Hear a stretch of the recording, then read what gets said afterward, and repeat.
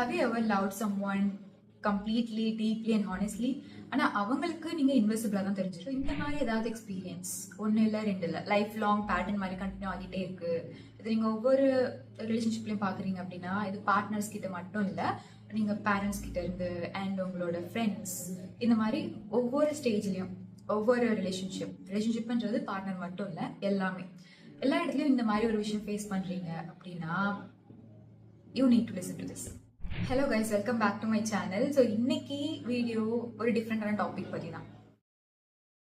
ஒரு 3 ஸ்டோரிஸ் இருக்கு.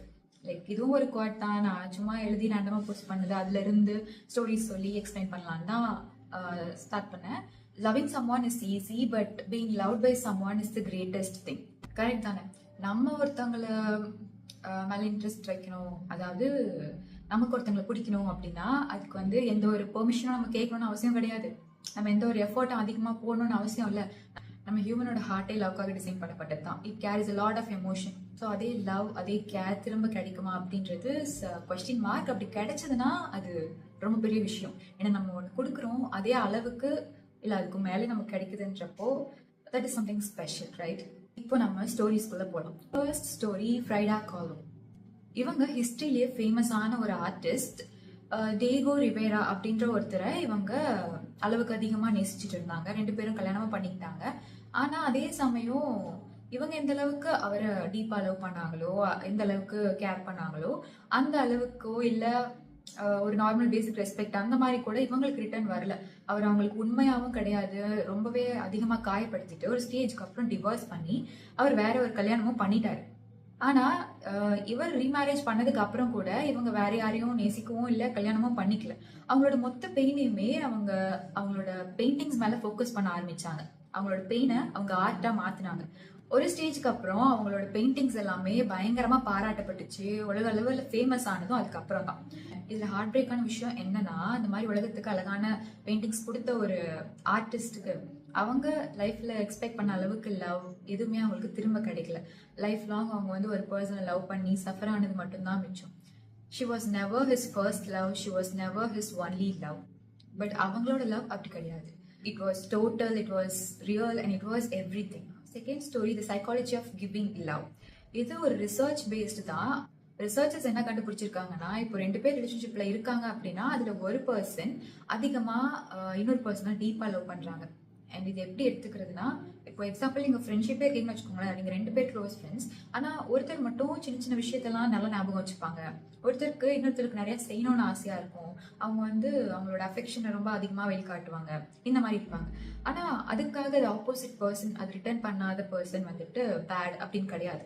அவங்க வளர்ந்த விதம் அப்படி, அவங்களோட அஃபெக்ஷன் அண்ட் லவ் லாங்குவேஜ் வந்து வேறையா இருக்கலாம், இவங்களோடது வேறையா இருக்கும். ஆனா இப்படி அதிகமா கொடுக்குறாங்கல்ல, இந்த ஒரு பர்சன் வந்து யாருக்கும் சொல்லாம ஒரு குவைட்டா டீப்பா வந்து ஒரு சேட்னஸ் எப்பவுமே கேரி பண்ணிட்டே இருப்பாங்க. ஏன்னா அவங்க என்ன அதிகமா கொடுக்குறாங்களோ அதுல அவங்களுக்கு ரிட்டர்ன் வரலன்ற ஒரு ஏக்கம் இருந்துகிட்டே இருக்கும். Third story, Charlie Chaplin. உலகத்தையே சிரிக்க வச்ச இவரோட லைஃப் கொஞ்சம் சோகமா தான் இருந்திருக்கு, ரிலேஷன்ஷிப் பேஸ் பண்ணி பார்க்கும்போது. ஏன்னா இவர் பண்ண மேரேஜஸ்ல எல்லாமே ஃபெயில்டு மேரேஜ், விமன் இவரை விட்டுட்டு போறது, இந்த மாதிரி தான் இருந்திருக்கு. ஸோ இவர் ஆசைப்பட்ட மாதிரி இவர் நேசிக்கப்படலை அப்படின்றது அவரோட மனக்குறையா இருந்திருக்கு. அவர் 54 வயசு இருக்கும்போது 18 வயசு ஒரு பொண்ணோட அவருக்கு காதல் ஏற்படுது. அவர் என்ன சொல்லியிருக்காருன்னா, நான் இத்தனை வருஷம் இவ்வளோ கஷ்டத்தையும் கோ த்ரூ பண்ணதுக்கு அப்புறம் தான் எனக்கு நான் ஆசைப்பட்ட மாதிரியான ஒரு வாழ்க்கை எனக்கு கிடைச்சிருக்கு அப்படின்னு. அவங்க டீனேஜ் தான் இருந்தாலும் அதுக்கு அடுத்து அவங்க 34 வருஷம் சார்லி சாப்ளினோட ரொம்பவே சந்தோஷமா குடும்பம் நடத்திருக்காங்க. சார்லி சாப்ளின் இறந்ததுக்கு அப்புறமும் கூட இவங்க வேற யாரையும் கல்யாணம் பண்ணிக்கல அப்படின்னு சொல்றாங்க. ஆனா அவர் சாகிறதுக்கு முன்னாடி கடைசியா அவர் ஆசைப்பட்ட மாதிரியான ஒரு லவ் லைஃப் அவருக்கு கிடைச்சிருக்கு. He was never someone's first love.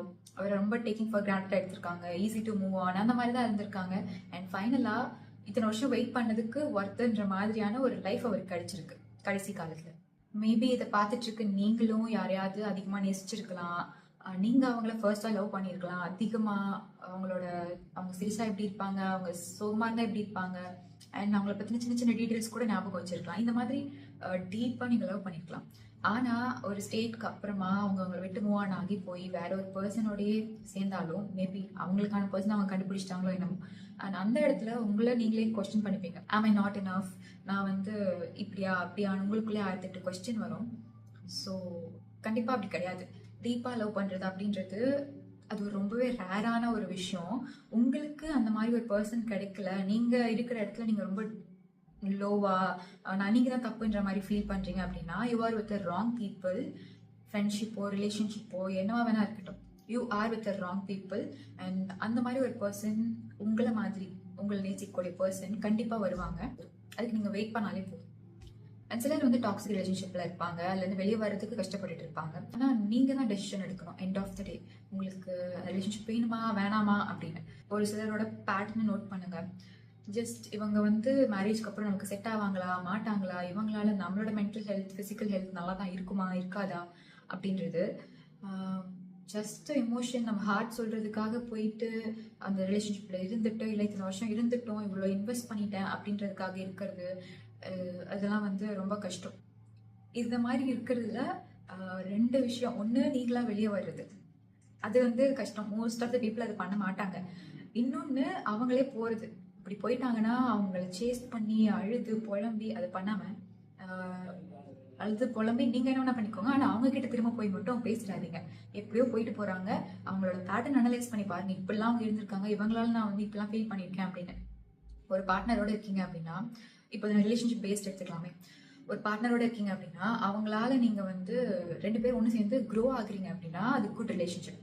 இல்லை அந்த பர்சன்னால அவங்களை மட்டம் தட்டிகிட்டே இருக்காங்க, உங்களுக்கு நல்லா வர விஷயம் கூட அவங்க இப்படிலாம் பேசுறதுனால உங்களுக்கு வரல, அவங்க கூட இருக்கும்போது நீங்கள் இன்செக்யூராக ஃபீல் பண்ணுறீங்க அப்படின்னு அவங்களை ஆக்குறாங்க அப்படின்னா they are not the right one for you.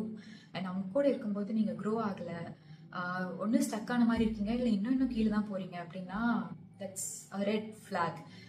அதுக்கப்புறம் இன்னொரு விஷயம் கூட இருக்குது. சிலர்லாம் வந்து வருவாங்க போவாங்க வருவாங்க போவாங்க, அண்ட் அந்த ரிலேஷன்ஷிப்க்கு டைட்டிலே கொடுத்துருக்க மாட்டாங்க.